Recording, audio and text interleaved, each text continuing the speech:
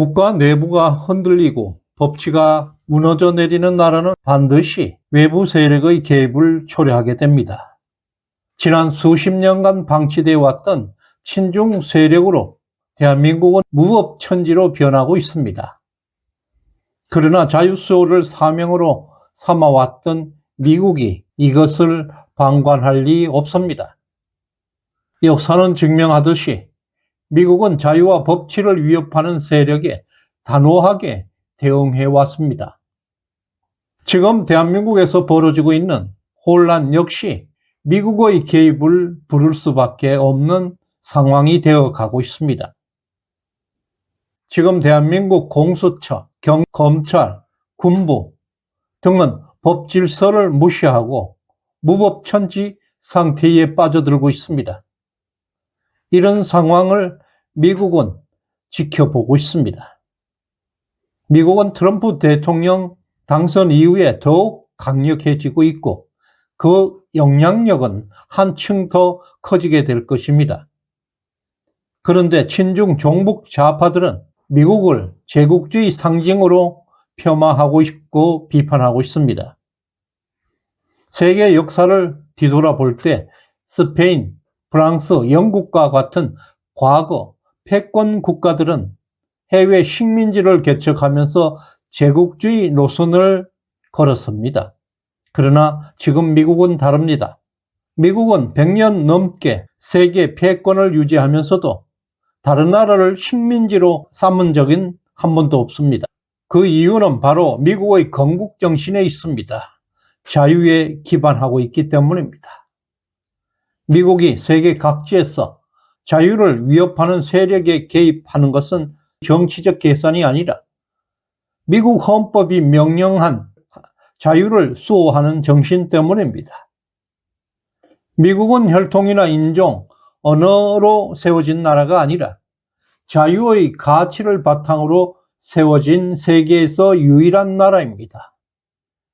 종족주의와 민족주의를 버리고 자유의 이상을 실현하기 위해서 목숨 걸고 대서양을 건너온 사람들이 건국한 나라가 바로 미국입니다. 인류 역사에서 자유를 이념으로 건국된 나라가 미국입니다. 미국 헌법은 자유를 위해서 싸울 것을 명령하고 있습니다. 1950년 6.25 전쟁 당시 미국이 한국전에 참가한 것도 이와 같은 자유를 수호하는 정신에서 비롯된 것입니다. 지금 대한민국에서 벌어지고 있는 친중 종북 좌파들이 온갖 불법적 수단을 동원해서 친중 정권을 세우기 위해서 권력을 찬탈하는 시도에 미국이 가만히 지켜보고만 있지는 않을 것입니다. 왜냐하면 미국 헌법 정신과 자유를 수호하는 원칙에 그것이 반하고 있기 때문입니다. 친중 좌파 세력들을 지배하고 있는 뿌리는 유물론에 기반하고 있습니다. 정신, 질서, 민주주의, 자유, 종교, 철학과 같은 가치를 철저하게 그들은 무시합니다. 자유민주주의가 무너져도 또 언론의 자유, 종교의 자유가 박탈되어도 내면적으로는 전혀 신경 쓰지 않습니다. 이들은 국가라는 개념 자체에 무관심합니다. 대한민국이 파산해도 상관하지 않을 것입니다. 그것이 바로 반국가 세력들이기 때문입니다. 반면 보수 우파들은 나라의 장래, 미래를 걱정하고 밤잠을 설치고 있습니다. 윤석열 대통령의 비상계엄 조치를 통해서 대한민국 곳곳이 부패로 썩어 문드러졌고 또 친중 좌파 세력들의 진실이 서서히 드러나고 있습니다. 이제서야 2030 세대들이 이러한 국가의 위기, 심각성을 인식하기 시작했습니다. 윤석열 지지율이 오늘 46%까지 폭등하고 있습니다. 그러나 친중 좌파들은 자신들의 생존을 위해 더 거칠고 극단적인 방법으로 저항하게 될 것입니다. 그들의 이판 사판 투쟁은 결국 자신들의 자유를 박탈하는 결과를 초래하게 될 것입니다. 미국은 자유와 인권을 위협하는 모든 세력을 적으로 간주합니다. 미국에게 적은 특정 국가가 아니라 자유를 위협하는 사상과 이념들입니다. 미국은 언제든지 개입할 수 있습니다. 미국은 세계 경찰 국가입니다. 미국의 간섭은 내정 간섭이라 할 수 없습니다. 세계 자유와 인권을 보호하는 바로 미국의 헌법 정신이기 때문입니다. 대한민국 보수 우파는 이 점을 전략의 핵심으로 삼아야 할 것입니다. 지난 1월 9일 국회 현안 질의에서 오동훈 공수처장은 윤석열 대통령에 대한 체포영장 청구 관련 질의 답변하는 과정에서 큰 논란을 일으켰습니다.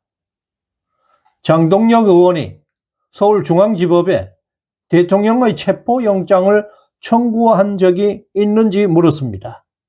오동훈은 처음에 중앙지법, 동부지법, 군사지법에 청구했다고 답변했습니다. 그러나 재차 질문하자 서울 서부지법에 처음 청구했다고 답변을 번복했습니다. 그 다음날 1월 10일 윤상현 의원은 공수처의 불법적 영장 청구와 관련한 의혹을 제기했습니다. 공수처가 서울중앙지법에 체포영장을 청구했으나 기각되자 서부지법에 짬짬이해서 영장을 재청구했다는 믿을만한 제보를 받았다고 폭로했습니다. 특히 공수처장이 답변을 번복했다는 점에서 위증이라며 처벌받을 것이라고 질타했습니다. 또한 윤 의원은 중앙지법이 기각 사실을 밝히지 않는다면 12일 직접 제보 내용을 공개할 것이라고 예고했습니다. 이와 관련해서 내외 통신 보도에 따르면 공수처가 서울중앙지법 남천규 판사와 사전에 접촉을 시도했으나 거절당하자 서부지법으로 이동해서 영장을 재청구했다고 보도했습니다. 이것은 명백한 판사 쇼핑 행위이고 영장 구걸입니다. 악랄한 불법적 수단입니다. 형사소송법 제200조에 따르면 동일 사건에 대해 영장을 재청구할 경우에 이전 청구 사실과 기각 사유를 명시해야 한다고 규정하고 있습니다. 공수처가 이를 누락했거나 또 서부지법이 중앙지법의 영장 기각 사실을 알면서도 묵인했다면 사법부와 공수처가 공모한 명백한 중대 불법 행위입니다. 사법부 근간을 흔드는 내란 행위로 볼 수가 있습니다. 미국 정보당국은 이런 대한민국 사법부의 타락 행위를 차곡차곡 기록하고 있습니다.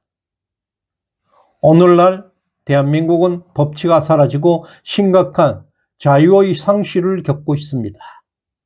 이 또한 미국의 역사는 좌시하지 않았습니다. 그 대표적 사례를 한번 보겠습니다. 첫 번째, 민주당의 입법 독재로 무정부 상황을 만들고 있습니다. 대통령, 국무총리, 법무부 장관, 국방부 장관, 그리고 서울중앙지검장 등이 탄핵 소추되어서 정부 기능은 사실상 마비 상태에 빠져들고 있습니다. 이에 더해서 현직 대통령을 체포하겠다는 초법적 시도가 계속되고 있습니다. 경찰은 2,800명이 넘는 병력을 동원해서 대통령 관저를 둘러싸면서 체포영장 집행을 시도하면서 국가의 안정을 뒤흔드는 심각한 사태가 벌어지고 있습니다. 비록 한국에서 벌어지고 있는 사태이지만 이런 집단적 불법 행위는 미국 헌법 정신에는 도전으로 생각합니다. 미국은 세계 모든 나라에서 이런 조직적 불법에 반드시 개입해 왔습니다. 두 번째, 부정선거 문제는 이제 국내를 넘어 국제적 이슈가 되었습니다. 루마니아, 캐나다, 콩고, 이라크 등등 한국산 전자개표기는 부정선거의 주범으로 등장했습니다. 트럼프는 한국과 공조수사를 통해서 중국의 부정선거 개입을 밝힐 것으로 알려져 있습니다. 이것은 전 세계 인류를 놀라게 할 가공할 폭발력으로 번지게 될 것입니다. 세 번째, 중국 텐센트가 JTBC에 1,000억을 투자하면서 한국 언론을 장악하고 있습니다. 또한 중국 설날에 문재인, 이재명 등 좌파들은 시진핑에게 무난 인사까지 올렸습니다. 그리고 가짜뉴스는 판을 치고 있습니다. 박지원은 한덕수 배우자도 무속 전문가, 장경태는 김건희 계엄 1시간 전에 성형외과 방문, 윤건영은 삼청동 안가를 술집으로 개조했다는 등 주장을 펴고 있습니다. 모두 가짜입니다. 대한민국 좌파들은 조작, 가짜, 거짓으로 반정부 감정을 조장하면서 혼란을 부추겨온 게 어제 오늘의 일이 아닙니다. 이제 이런 가짜 뉴스는 엄청난 금융 출호가 있을 것입니다. 미국 ABC 뉴스는 트럼프에게 가짜 뉴스로 215억을 배상해 주었습니다. 또 트럼프는 미국 메인스트림 언론들을 대상으로 징벌적 손해배상 소송을 여러 건 제기하고 있습니다. 한국에도 곧 대대적 소송전이 전개될 것입니다. 스스로 법과 자유를 지키지 못하는 나라는 외세의 먹잇감이 될 수 있습니다. 지금 4만 불의 선진국 대한민국이 지구상에서 가장 미천한 중국에게 굴복하는 치욕을 우리는 결코 용납할 수 없습니다. 윤석열, 트럼프 시대는 세계사적 대변혁의 역사가 될 것입니다. 그 중심에 바로 여러분이 함께하고 있습니다. 파이팅입니다. 시대정신연구소에 후원해 주신 이충복님, 김경종님, 응원합니다님, 탄핵반대님, 박윤원님, 유천열님, 박염님, 권순길님, 신주원님, 가을이님 진심으로 감사드립니다. 구독, 좋아요 꼭 눌러주시길 바랍니다. 고맙습니다.